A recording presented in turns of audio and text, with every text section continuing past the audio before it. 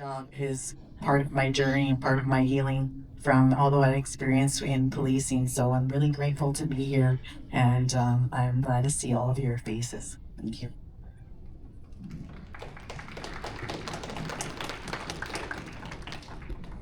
Kansei, Mia Lindsay guest on Cowessess Virginia. Hi guys, I'm Mia. I'm from Cowessess. Just to start, I'm 24. I'm gonna be 24 next month, and I have a 5-year-old son. He's amazing. I'm in my going into my 4th year of university, so I'm just about finished getting my bachelor's degree. I'm a lover of fashion and of art and media. I enjoy studying what I do, and yeah, I'm very excited to graduate. I'm very excited to be here and to answer some questions. I've done a lot of like runways. I've done some background acting. Just lots of fun. I want to encourage it to like all the youth to get out there and do things that you might be afraid to do. So yeah, nice to see you guys. First year, going to my second year after New Year's. Other than that, I have other hobbies. I do a lot of hunting on my home reserve, and I work out and everything. So that's kind of what I do. And nice meeting everyone and seeing everyone, and that's it. Yeah. Hey, I'm Quentin. I'm 19. Graduated last year. Um, a lot of you knows me as a peacekeeper. Been that for like pushing 4 years now, and slowly making my way to being a police officer. Hopefully, next 2 years I'm in. Um, what I like doing, I work a lot. Just trying to gain a lot of experience on how to like handle situations and what to do. So yeah, thank y'all for coming. I'm Nancy Mama. I'm the business development manager of sustainability for Cowessess Ventures. So all of our renewable energy projects that falls on me. So if you have any questions, I can talk to you about that. But there's many things in my life, and you just whatever interests you, you go after. That's after all my years of experience, just go after it. So I used to make cookies for Starbucks. I used to work at the casino. I started from the bottom, answering phones, and now I'm managing some of the biggest renewable energy projects in Canada. So, never, yeah, anything you're passionate about, just go for it. Just ask questions and communicate. That's all it takes. Oh, yeah, good. In there, and that was me. And I let him sit in that uncomfortableness until he turned away. And so those two really awful experiences taught me. And this is why I'm back with the nation, and I'm trying not to get emotional because it's really changed my life. Is I didn't know my whole life really who I was. I walked in two different areas, being a very fair-skinned Indigenous person. I've had to prove that I've been Indigenous my entire life, but also to be a police officer, so I've never really fit in. So me coming back to the nation and finding out who I am and where I belong and my connection is really part of my healing, because that reason that shook me to my core is I really didn't know who I was, and I didn't know how to defend that, and it broke my heart. And so that's why I'm here trying to give back, but also I need to learn, and I really appreciate for my nation taking our family and providing the teachings, sometimes harsh, but very well needed. So that's how I become all those obstacles, is remembering I need to know who I am so I can be strong and I can make a difference for all the young women that come after me.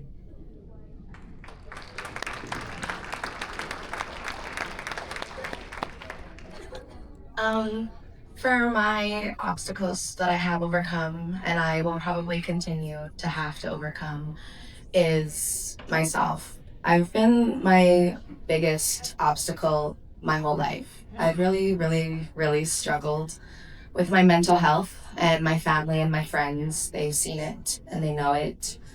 And I'm trying not to get emotional either because this is something that's very hard for me.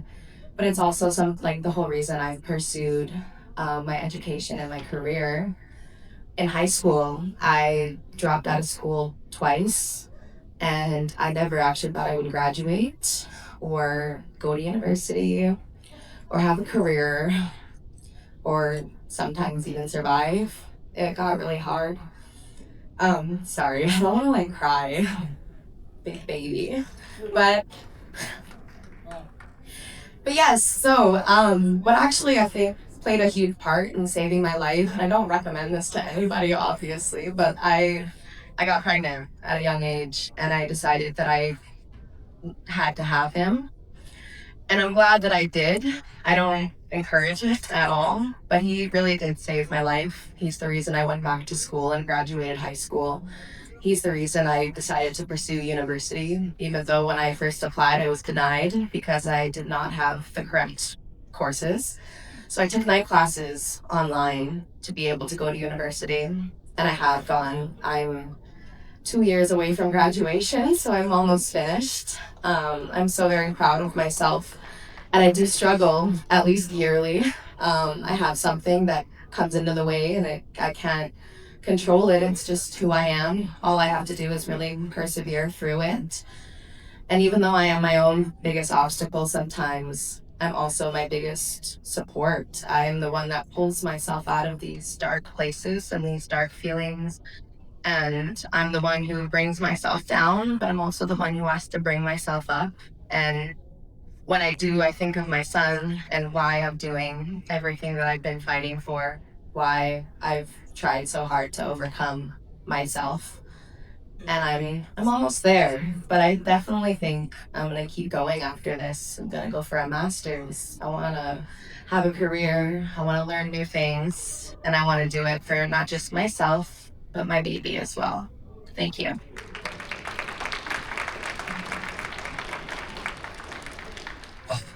Um, I don't think for me, since I'm young, I don't really have obstacles that was hard for me. So I had a really good support from family and everything. Um, the hardest part was probably going to school in the winter time because I caught the bus and I lived across town, and catching that bus was pretty hard. So I waked up at 6:30 and I had to be on the bus by 7 and get to the school by close to 8. So that's probably the hard part that I have to come through, but it was manageable, and I had good support from family and friends, and pretty much it.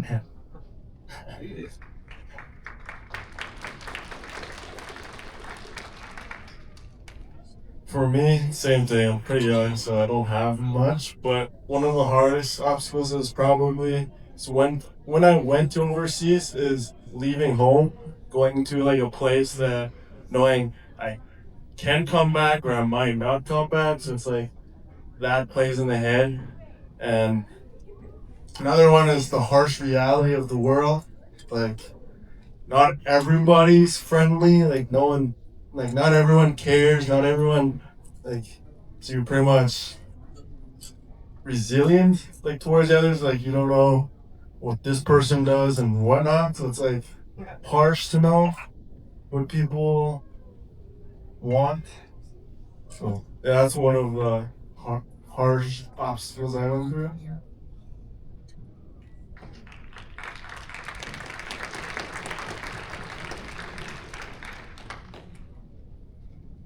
I have a lot of educational obstacles. um, so growing up on the reserve, we always heard go finish school, get your education, and then come back and help the reserve. And back in the 1900s, there was a lot of fear mongering about the world is dying, there's pollution, and polar bears are dying. You need to pick up your garbage and take care of Mother Earth. So I really that was really important to me because I heard it from growing up at CCC.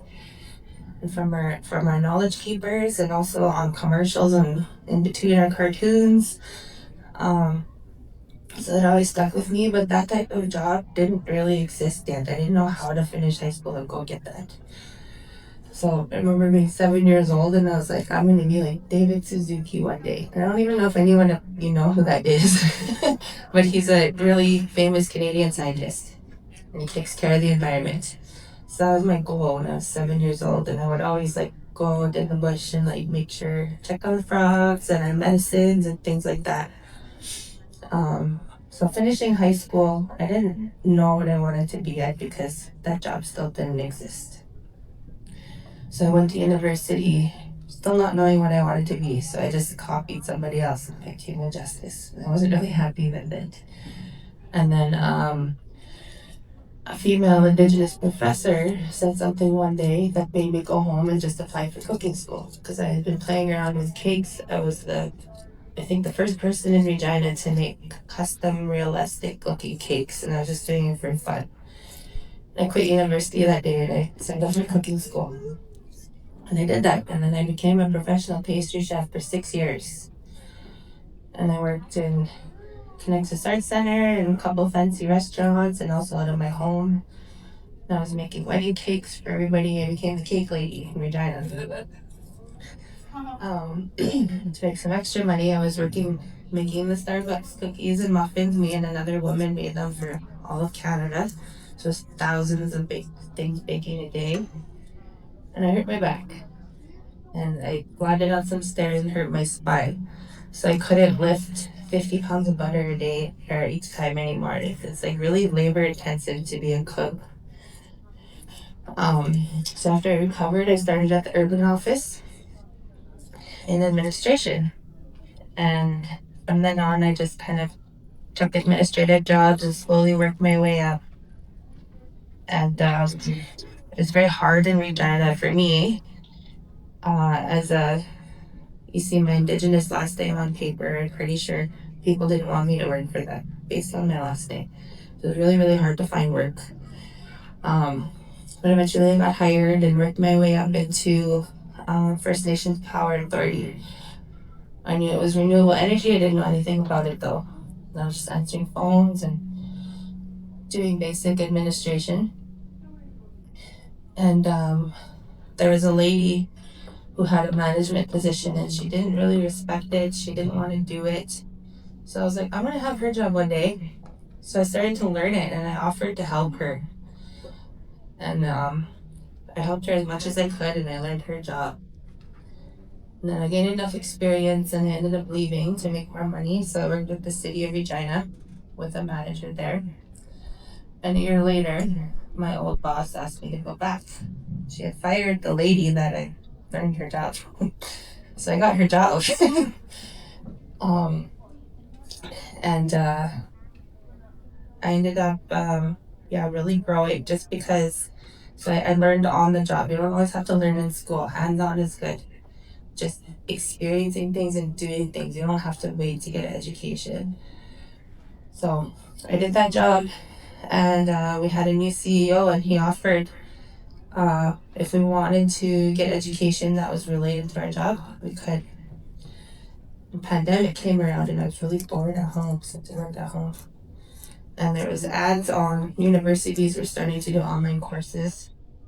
And one from Harvard came up on my Instagram, I think. And I was like, I could never do that. But I want to try. So I applied and I got in. So what the hell, guys? And I did it. I spent the next 4 months working literally day and night and finished the certificate in 4 months for management from Harvard Business School. So if I could do that with all my broken education, you guys can too. And from that, I used it to get an Aboriginal management certificate from what is called the AFOA. And using that, I was able to get into the master's program for environment and sustainability, energy security at the University of Saskatchewan. So without even really just following the open doors as I saw them, I ended up becoming the person I wanted to when I was 7 years old. So I didn't realize it. And so now I'm like the David Suzuki of Cowessess. Yeah. So, yeah, even a master's, I saw my boss, my previous boss, and I was like, I want to be like her one day, but I don't have an education. I'm just answering phones. And it just saying it, just manifesting it. The Cookums always tell us, or your mom or dad may tell you, don't pretend you're sick.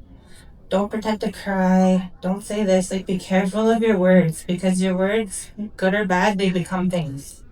So if you say you're going to be this person one day, you will. Without even realizing it, it'll fall into place. And it goes both ways. So just be careful about your words and be honest with yourself. And don't let other people's opinions bring you down. Because I let that do that to me too. And it really stopped me in my tracks from doing things I wanted to. The biggest thing I think for youth is for them to believe in themselves, and for adults to reinforce that and to see the gifts in them, and to stoke that fire, and continue it, and also to be aware that your dreams can change. As Rebecca was saying, you never know what's ahead of you. But the biggest thing is to believe in yourself. As a young person, I mean, I will say how old I am. I'm 48 years old, and I still suffer from low self-esteem sometimes. And I wish as a young person, I could have had someone come say, you're going to do good things. I mean, I know I've done good things, but I still suffer from imposter syndrome.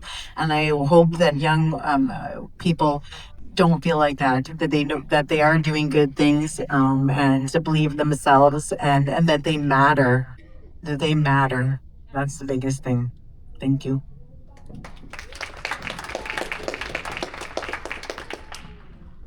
I agree with that a lot, I think it's very important for our youth to have confidence in themselves and to believe that they can do whatever they want. I think a big part of that, if I were to change something, would be the effects of intergenerational trauma on our people and our loved ones. I think it's very difficult for us to grow up in a society where we don't see anybody who looks like us in the education system, in the media, in modeling, on TV, in big corporations. We see that a lot more now, which is amazing. But at one point, our parents and our grandparents, they never seen anybody who looked like them doing anything that they thought like was out of their reach. It's very sad, but I think it's important for us to be able to see people that look like us, people that sound like us, people that act like us in important spaces. And now that that's opening up a little bit more, I think that my dream is coming true a little bit with that. But if I could change one thing, I think it would be the doubt that we feel because of intergenerational trauma and the struggles that we have because of it. I would change that.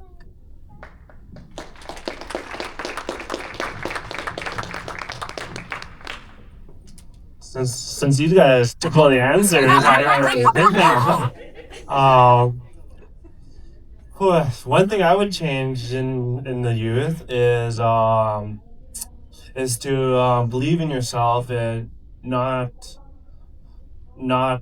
just to believe in yourself and push yourself towards education, trades, and wherever you believe in comfortable with you. And there's a lot of opportunities in the world that you can chase and push towards and strive against. That's hard. But yeah, one thing I would change is to push the youth towards their dreams, and to look after each other, and to help each other push forward, and make your parents, grandparents, ancestors proud of you and of who you are. That's it.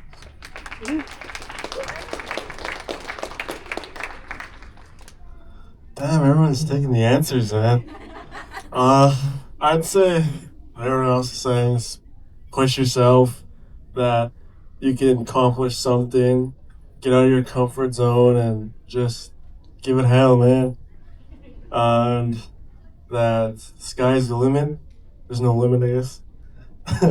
And just know that there's people there that will support you all the way through it, and yeah.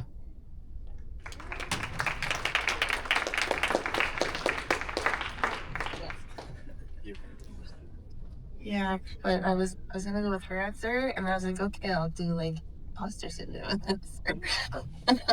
I agree with everything they said. I think, especially us Indigenous women, have such extreme imposter syndrome, and that needs to go away because we can do whatever we want. But to not repeat anything they said, I think removing a money barrier for education, because we want to be these things, and then all of a sudden we need to access money, and it just limits us and turns us away. So aside from the emotional and mental part of everything, I think, yeah, freeing up our education and allowing us to be whoever we want to be without financial stress would be nice. Yeah, shit. Hey, good. You guys all have real good answers. I know you guys were just picking the good ones, leaving these two guys just out in the dust. Just kidding. So again, we have another question, and it relates to the name of the conference. Saskaha Mashkatel Bichaik.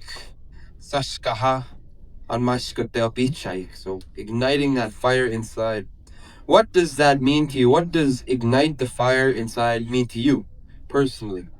As a young person, as a 1900er. What does that mean? Ignite the fire inside when you hear that in regards to who we are as a people, or in regards to our youth even. Well, first, I want to say that I identify still as a young person. Thank you very much. But when I saw the name of the conference, I thought that was pretty powerful, because ignite your fire. I allowed my fire to be snuffed out, and I take some responsibility for that. And I'm reigniting my fire by being here, part of this conference, part of me, reconnecting me, the nation is reigniting my fire. So that's what I want to say to the youth, is don't give that power away. Don't let anyone put out your fire. Don't snuff it out. You matter. You belong. You're going to do great things. And when you're in your darkest time, just remember there's that little flame. It's there. Just stoke it. If it means by going for a walk, it means talking to somebody, singing a song, anything. Don't let your fire get put out. You can come back from it. I'm living that. I'm going to be very honest. At the end of my career, I contemplated suicide for the first time in my life. And I was a crisis negotiator. I talked people out of suicide in my career, and I found that's where I was. And that's obviously not my fire was out. And I ignored all the signs of my mental health. And I was told, and I was reminded, and I ignored it. So keep going to ceremony if that's your choice. Keep talking to people, and just believe in yourself. Don't let anyone have that power to make you feel like your fire has been snuffed out.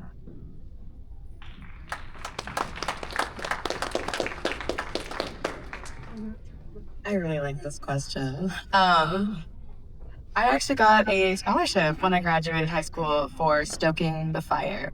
And when I think of fire, I think of emotions like passion and curiosity. Curiosity spreads. When you first start to feel curious about something, your brain just keeps going. You have to learn more about it. You have to engage in it more. And then with passion, it's the same thing. You feel strongly about something.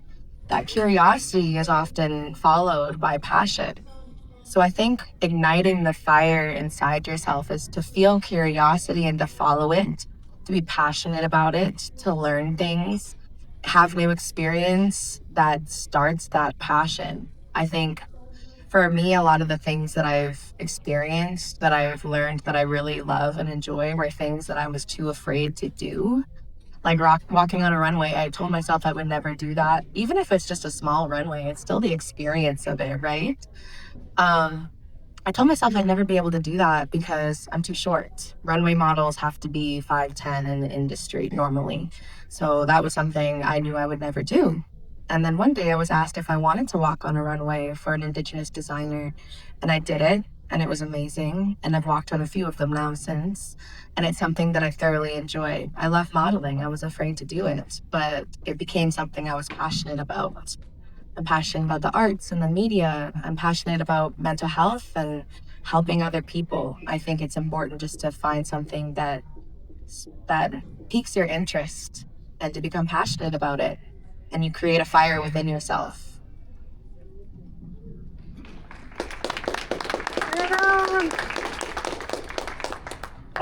For me, ignite the fire. What it means to me is your energy. I guess it would be your flame too, but yeah, it's but it ignite the fire is like what it means to me is like it's your flame. You want to grow that flame. You want to keep that flame alive. You don't want it to ignite or snuff out.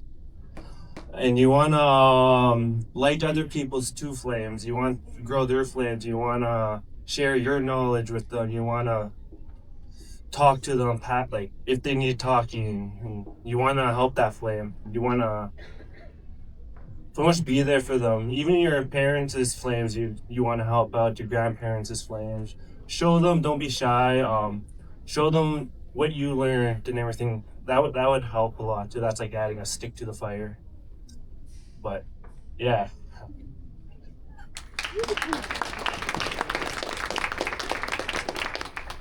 Stoking the fire to me is like you're the flame of your own fire, and like you grow, and like if you don't like something, you get all sad, your flame dies, you poke it, and so like you're poking into other things you like, and then you find something you like, fire grows more. And if you have like kids and all that, it's like having a bonfire now. So you have all these little flames around you, and they keep your flame going. They're from you, so it's like that's what stoking the fires means to me is it's growing and pushing yourselves and finding things you like and growing as a person.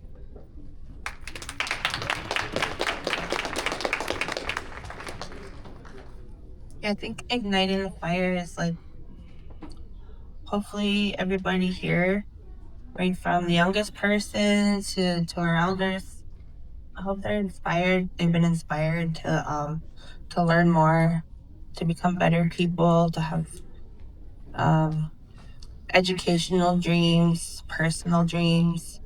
I think that's what the purpose of the conference is just to better ourselves. Doesn't matter our age.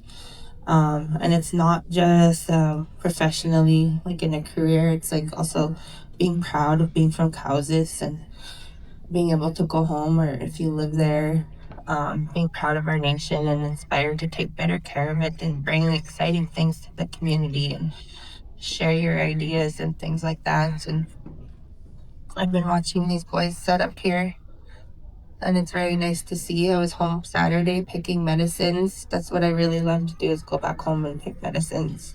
And that keeps my fire going. That's my time in the summer, is to go home and just find what Mother Earth provides for us. But I could hear boys practicing powwow outside. I was at the golf course, I could hear them. I was at the dam, I could hear them. And you could just tell they really felt good about singing. So stuff like that, learning our culture, is really, really important. And it's never too late to learn. I started sewing when Mimi, my daughter Mimi, she was the previous princess, started sewing for her. That's part of my fire. And it just grows and grows and grows. So don't be afraid to learn and keep making that fire bigger. Oh, that's it. I was talking about that before. It reminded me about what we call the mantushkatil. like that creator's light or creator's fire. It's literally mandoskateo. Manto is the creator or spirit, and iskateo, just like the fire. That's why even if you ever go to any kind of gathering or cultural space ceremony, there's always a fire there. No matter where you go, round dance, powwow, shake tent, horse dance, ghost dance, sun dance, sabotan. You always have that fire. It's like a guiding light for us as been as well for the spirits. And like I was talking about before, the kind of the story of that I heard from a guy from Little Pioneer about our journey as people through using Mandoshkatel, the creator's light. So it's good that you guys have that understanding and are able to share your perspective on that, and especially to share it with the youth here. So for our last question, that we have here for the pre-mades. Of course, after we're done here, we'll probably get them to say a few more things, and then you guys, the youth, the adults, people who are visiting here, will be able to come and ask them questions as well. I think we're going to send some mics out and just do it that way, so that if you want to ask them any specific questions, you can. So we'll do that after. So the last question is, tell us one way adults or leaders can better support young people.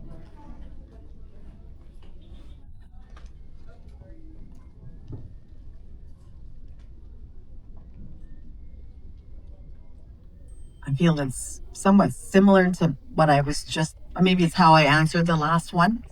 I was raised with a father who we just had a memorial for at the powwow this year, that I could do anything I wanted. There was no doubt that I could do anything I wanted. And I had to remember to listen to that voice. I'm making myself emotional, so just give me a second. Because I'm listening to that voice right now. It's telling me that. And that's what I need to continue to listen to. It's not all the noise outside. It's that voice who was my father, but my parents, people that believe in me and support me, that I'm doing good things and to continue on the path that I was meant to be, not listen to the outside noise. So as adults, is to just really be that really strong pillar for the youth, that they have someone to lean on and they can believe in when times are tough. It's hard to do it by yourself. So when you have an adult that believes in you, that makes the biggest difference in the world on where you're going to go. Thank you.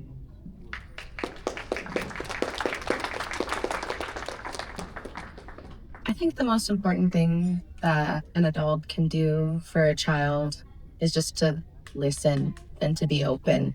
I think as people, just in general, we get very clouded and we get to thinking about how we feel, how I feel about a situation.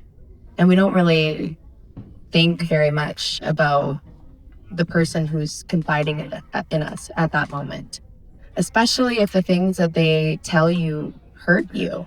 So as a mother or as a child to a mother, there's been a lot of times where I've said things that meant something to me that I needed to someone to listen to and to understand. But I think those things hurt my mom in her own way, because she did her best with what she had and she was there, she provided for me. But as people, we make mistakes. We do things that hurt each other. And if your child or your nephew or your niece or your grandchild is confiding in you and it's something that hurts your pride a little bit, I think it's important to swallow that down, because it's not about you in this moment. It's about helping your children, helping your family, helping in any way that you can, by listening, by supporting them, by trying to take what they're saying as constructive criticism rather than as a direct attack on you and your parenting skills or your support system, anything like that. I think it's important just to take it in, to listen, and to change those things, because it will help them in the long run. It will help them grow to be open-minded people who can take constructive criticism. It will help them believe in themselves and also be able to help them open up to you more.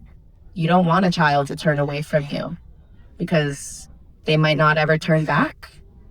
You want them to stay around with you. So take in what they say, even if it hurts, and do your best to support them, to listen to them, to understand. Because sometimes that's all I really need in those moments.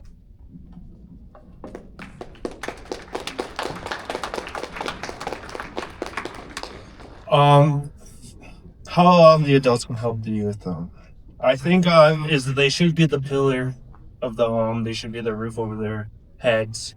They should teach them young from rights and wrongs, and to show them that there's people here for them and their support, and that like even when they're done finishing high school, they're not adults yet because they're still learning that just a bigger doorway for them to open and to learn new things. And I think checking on them every once in a while and showing them that you're still there for them and keep pushing them and making them strive for what they want to achieve in life, and pretty much be there for them. And they'll always look up to you, even if you get mad at them over little things and they get mad at you. Deep down, they will always still love you and would still want you to be there for them and to watch them grow, and to the point where they watch you grow old, and that they got grandchildren, and they can pass your knowledge on to them, and they can be the roof over their heads, like how you did to them. And pretty much, yeah.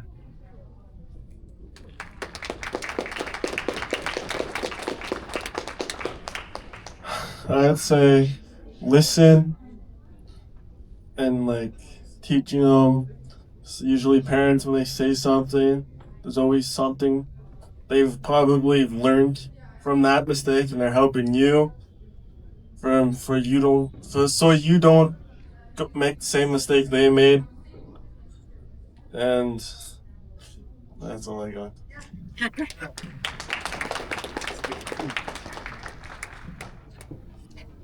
I think it's important for us to be the parents and the uncles and aunties, mashams and kakans that we had or we wish we would have had when we were little.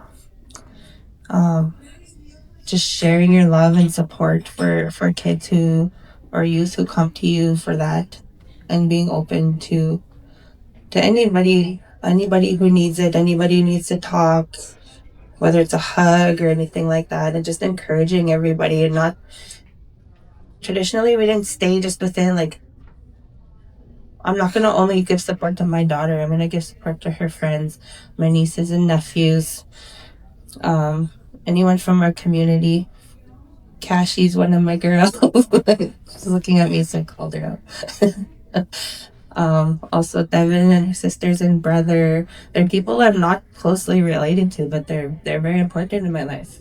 And I take them to powwows and or just encourage them. So I think encouragement with like unconditionally, and not turning down their dreams. Just encourage people. It's not about us. I'm 41. Everybody shared. We're not youth anymore. We're the aunties now.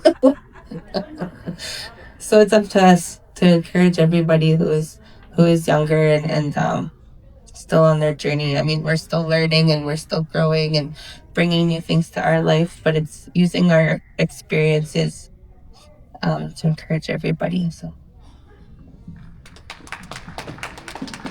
So again, that's the 4 questions that we had for them. We still have a little bit more time. I know some of you have a list right here. I think this is all questions for Tintin. Somebody just put them on a napkin. So I got so I have to ask Tintin these questions. But it's not on here, but if we can just go down the line and give some words of encouragement, or just within a minute or so, just a small spiel or final words, or just what you want to say to the youth yourself. Not so much guided by a question, just open for whatever you want to tell these Oshkayak, or you want to tell the caregivers, the parents, the Giteyak, even the elders, what do you want to get out there in regards to your own words. So we'll just go down the line again, just say whatever, some encouragement.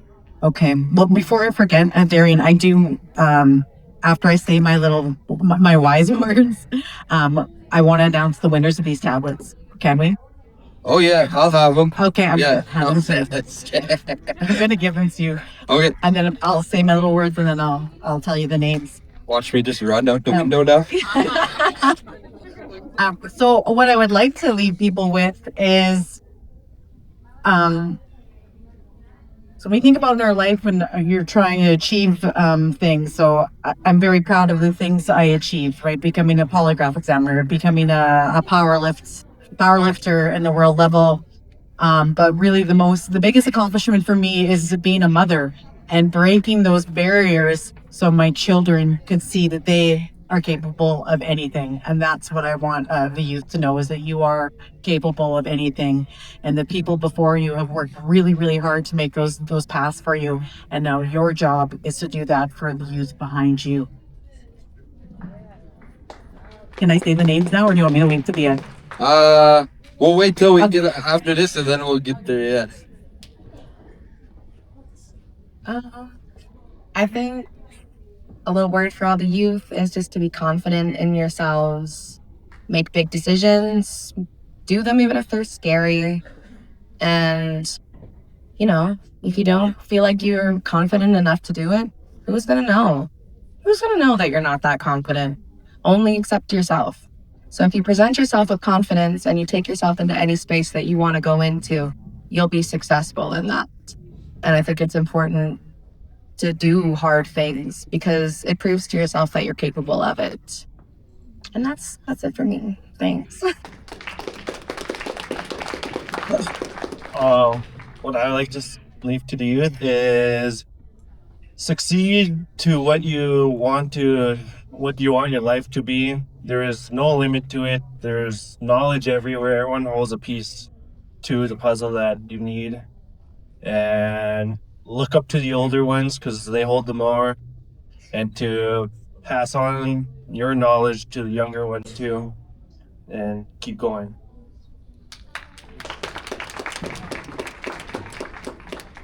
Mine is be selfish. There's going to be people that bring you down. There's going to be people that say, oh, if you do that, I'm not going to do this for you.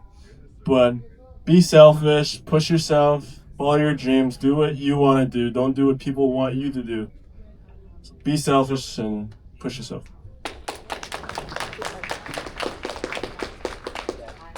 Yeah, I agree. Don't let anyone discourage you. You say you want to be something, you go and be it. Doesn't matter if you don't know anyone that's done it. And don't be shy to take jobs that you don't think are, I don't know, they're not your dream jobs. I don't want to name what jobs, but just like my first job, I was waitress at the golf course, or I was a nanny for Uncle Krisa,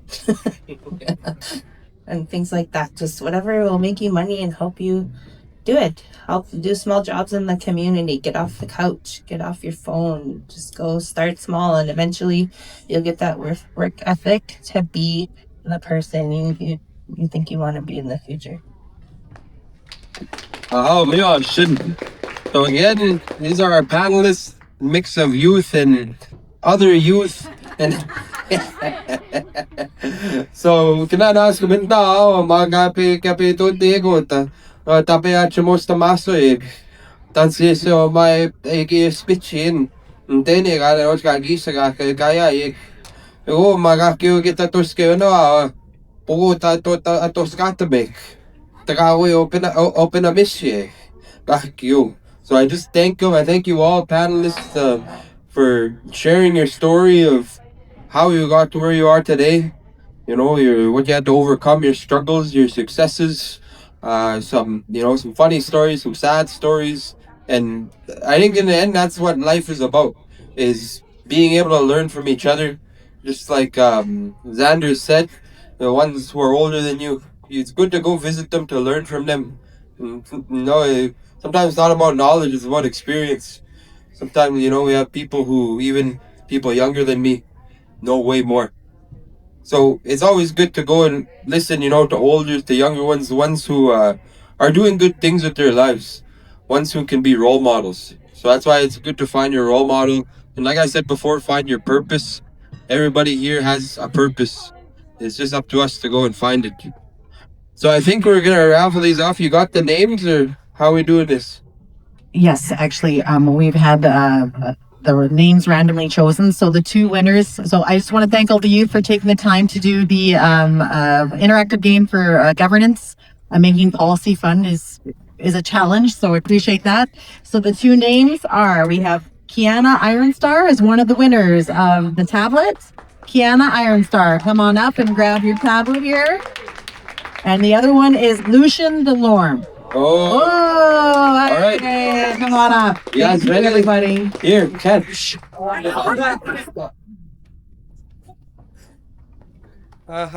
me shouldn't. There you go. No go shake her too. That's not me.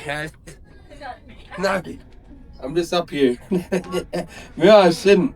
So then at this time, is there anybody out there at the tables, at the back, even any of the workers, anybody who wants to ask some of these panelists here a specific question, or just in general, maybe you want to ask a general question that each one of them can have a small answer to? Just raise your hand. We'll have people out there.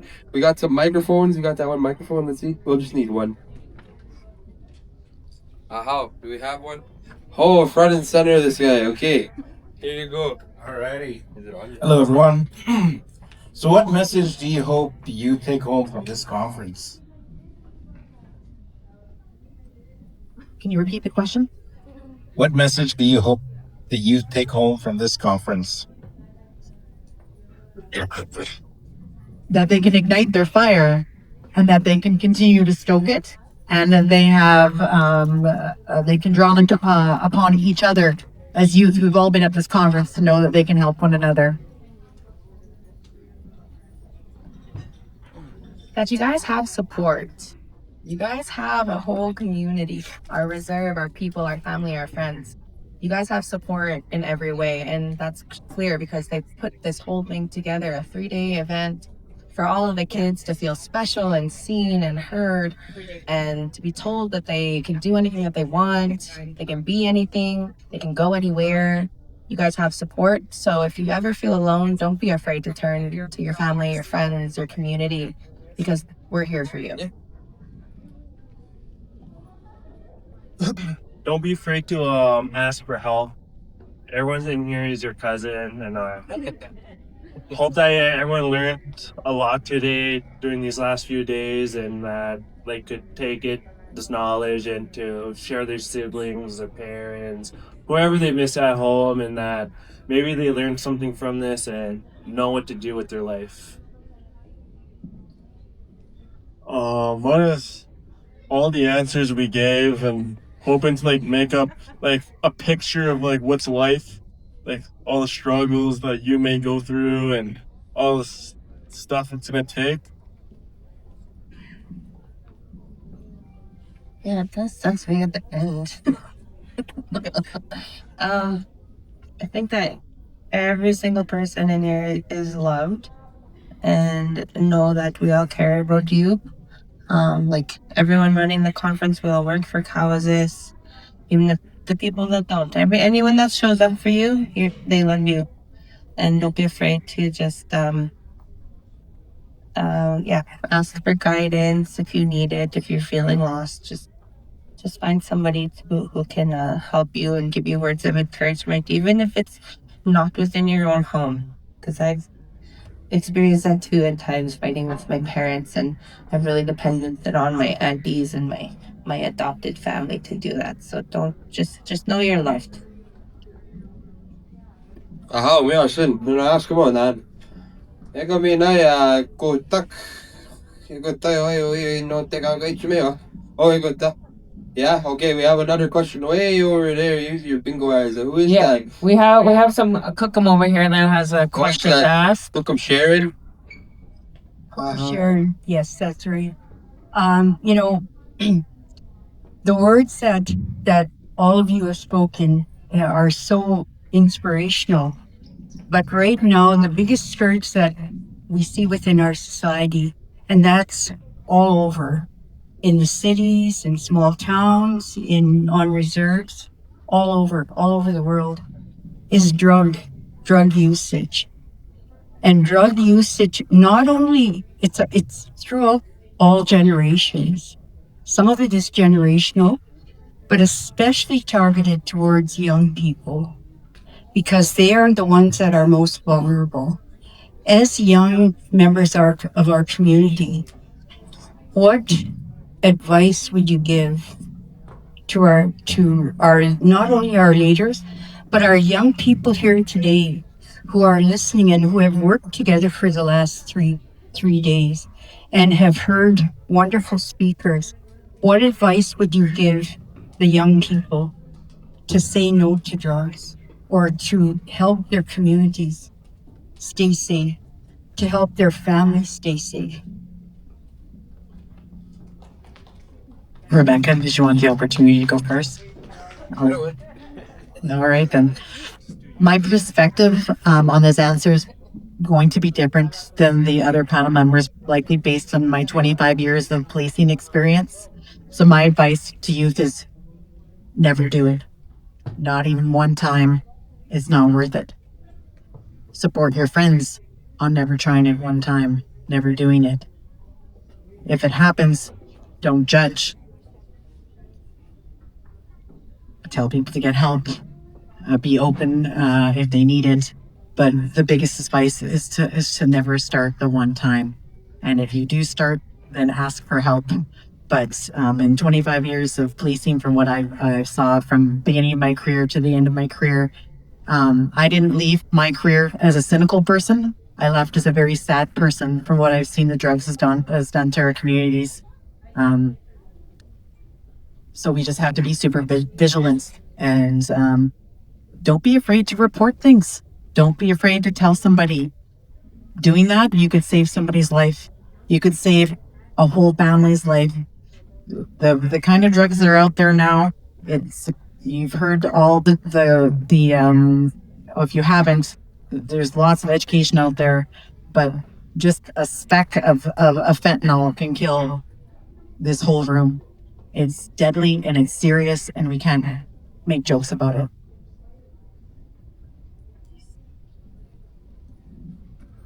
I agree. Don't ever try it because it becomes a lot harder to stop once you do. And I think having experience with like addiction problems and having experience with families and friends who also had addiction problems, it's really hard to overcome it. And it's difficult. It just is difficult for everybody around you to see it, to watch it, not be able to do anything about it.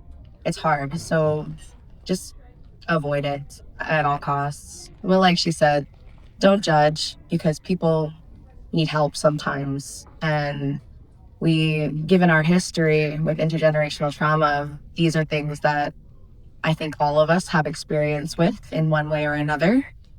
So it's important not to judge and to be there to give them a hand, to help them out. But yes, if you have not already tried them, do not try them. It's dangerous. We have lost so many of our people because of these drugs, and it's important to avoid it.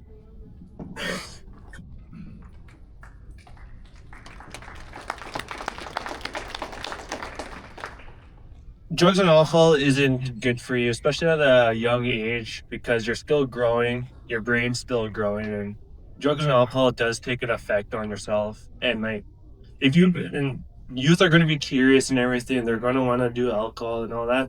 I gotta say, just don't abuse it. Don't use it as water. It's not your water, and it's to if you see someone abusing it, it's kind of they have something inside that they're stuck with and need help. And all you could do is help them, but you can't force them to stop. So it's just best to stay away and just to talk to other people if you need to cope with something. And drugs and alcohol do take you down to a darker path. Like if you're looking to pursue something and you start doing that, it's gonna take you off the road bad. And it's going to be hard to jump back onto that road because you're still coping with it, and it's just best not to do drugs or alcohol, especially at a young age, because you're still growing and you don't want to grow that bad medicine onto yourself and to use as a lifestyle or anything.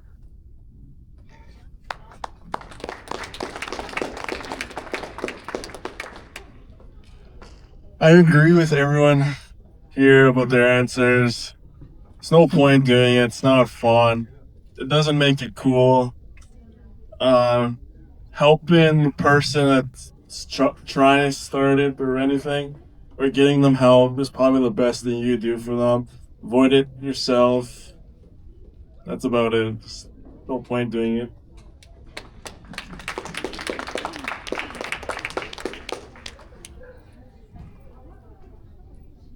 Yeah, I'm definitely avoiding it for the sake of having fun or trying it, but also it's important to whether it's yourself or somebody you know, to encourage them to really heal from why they feel like they need to do it if it becomes an addiction or they're trying to cover up something that's happened to them in their life. And it could that need to cover it up could show up years later. So I think dealing with it and whether you're starting to go to ceremony to help prepare yourself, encouraging your parents to go to ceremony, whoever might have those addiction problems, they really need help. Rather, it's not just as simple as just quitting. I've been a single mom for 6 years because of drugs and alcohol, and I wasn't getting better; it got worse. And he became addicted. I think he was like 28 years old. It was a little later in life.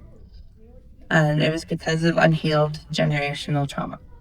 So taking care of ourselves and getting that help and not being afraid to express what really is burning inside of us. It's also very, very important when thinking about using drugs and alcohol to cover up our pain. Wow. För last but now. Shit.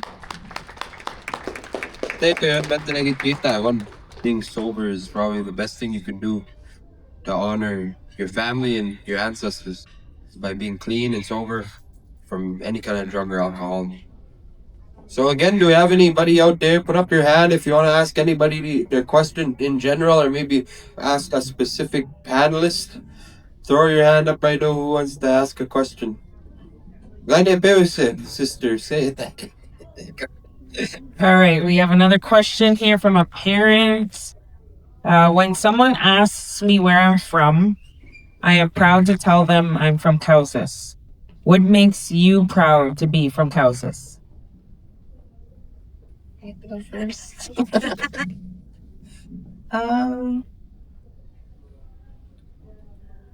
don't know. I immediately think back to like the res is beautiful. I love that I grew up in the valley, and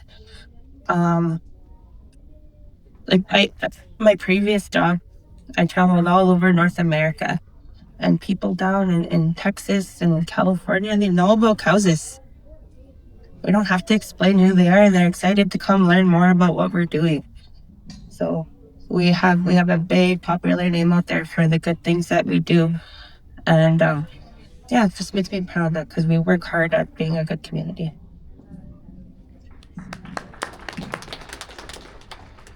Yeah, I agree with her. We have a beautiful valley.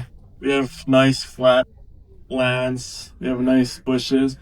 We have a nice golf course. Yeah.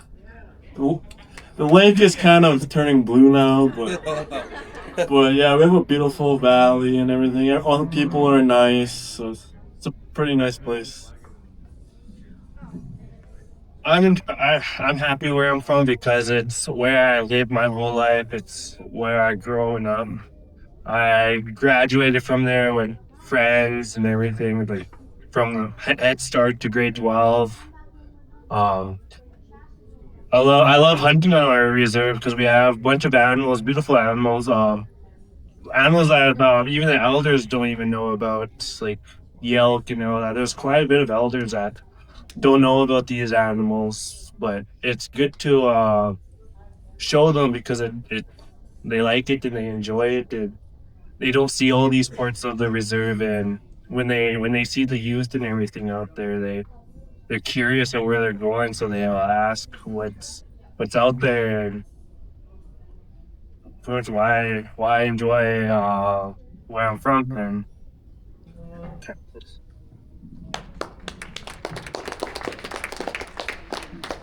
Ooh, I grew up a city native. And also, in the eyes of the government, I was white until I was 18. So I actually wasn't always from Cowessess. I was from there from like blood relations and things like that. And I was always proud to be from, but I wasn't registered because of my grandfather. He passed away recently, but he was a great dude. And he loved where he was from. He moved back home with my mom and her siblings when they were still in high school and middle school. So we've been out there a long time. And when I finally got my status, I was so happy to be from here because I moved out here when I got pregnant with my son. And I was just embraced by community, my family, my grandfather. Like they said, it's gorgeous out there. We've got valleys and the golf course and the beaches just everywhere. Even the white people come from across the lake just to come get gas, check out our stores, play some golf. It's like, get back over there. You wanted those lands so bad. Let us have ours.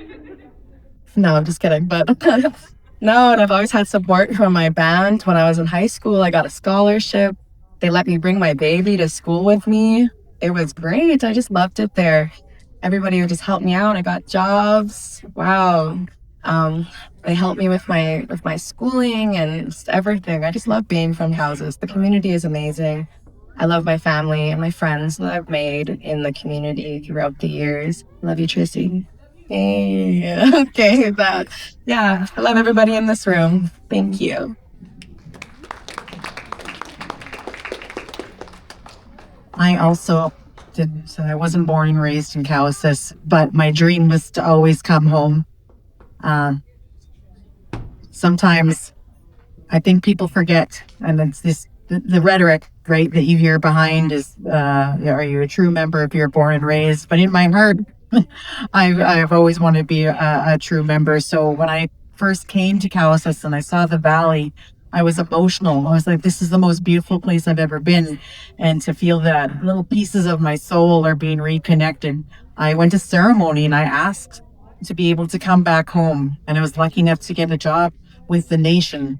That's why I love Cowessess. I was lucky enough. I asked if I could live on the lake, and I got a job at Round Lake, living with Kelly Finkus. I'm sure she's happy that I'm just going to announce her, but I get to rent from her, and that's exactly what I went to ceremony and asked for: is to be reconnected, be close to the water. I live on Round Lake where my Coco went to residential school. So for Cowessess, for me, is the biggest place of healing that I've ever had in my life, because it's helping me feel it's feeling my soul is really what it's doing. And I remember when traveling backpacking when I was 18 and going to New Zealand and thinking, oh my gosh, this just looks like Port Capel, just greener. But I realized what a beautiful, beautiful place that we live in. And although I wasn't lucky enough to be born and raised there, I wish I would have had that choice, because I would have chosen to be there. And I'm very happy, and in my retirement, that I'm now able to come back and to this beautiful, beautiful nation and get to learn and to be part of it. So I love being out there. Thank you. Oh, yeah, shit. So, you'll see, I was talking to a counselor earlier and I asked him, how many people do we have now? He said almost 4,700. I was like, holy man, we must just be real good looking, eh? So yeah, everybody really likes, our land. We have, of course, everybody talking about the golf course, the lake, the bushes, But I think we live if you go to any reserve in the valley, going all the way up North Battleford, they always call their own reserve paradise. So, like, they'll say, oh, God's land, and that could be Gordon's, Pipot. But I think we win it, actually, because we have the most people, so I guess that's where the Creator puts most of us, eh? So I think we are in God's land. But I have a few questions here. Are there people out there that still want to ask some questions? Maybe we'll do one more, and then I'll get to some of these questions that I've been given up here, yeah? Is there anybody out there? Put your hand up.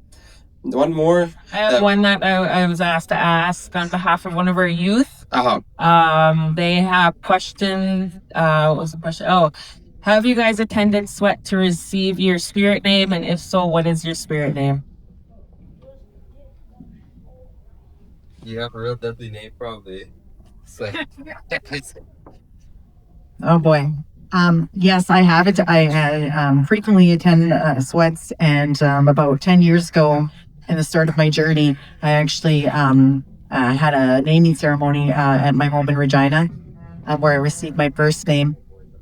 I'm going to keep that one to myself, but I will share. I had an elder approach me a few years ago, a Ojibwe elder, and he said, "I'm being told that the name you have is good, but where you're going to be going, you need this different name. Are you willing to accept it?" And I said, "Yes, of course." And so I'm going to butcher it. I'll do my best. So I will share this with you because I believe I'm where I'm supposed to be. And it was Shkodé Subsidouche, which is fiery tornado. So I was told that the job that I'm going to be moving towards is going to be about making things right and doing things right for the people, and making sure that justice happens, not necessarily policing, but the right things happen. And so I know I'm in the right place, even this very moment, having that name and being at this conference. Okay, this is actually like a pretty sad story for me. But no, I have not went to Sweat and received my Indian name yet. It will come. It will come. My family, however, we had like a sweat and a naming sweat that we were all supposed to go to. Unfortunately, though, I'm a woman, so I did not get to attend that sweat that time. But I think that things happen for a reason, and if that wasn't my time to receive my name, then that's fine. I will receive it hopefully in the near future, but yeah, for now, that's okay.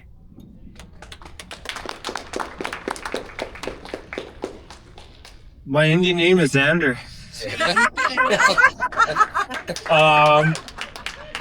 No, I have no Indian name, but I do plan on getting it by attending a sweat. That's yeah.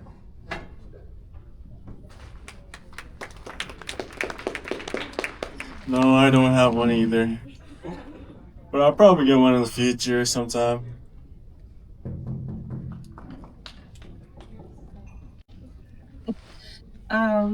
Yeah, my name is Imani Wichanpi, which means walks with the stars in Dakota. So since I was a little girl, I've had a close relationship with the spirit world. So that's what it means, that I'm always walking with the stars. And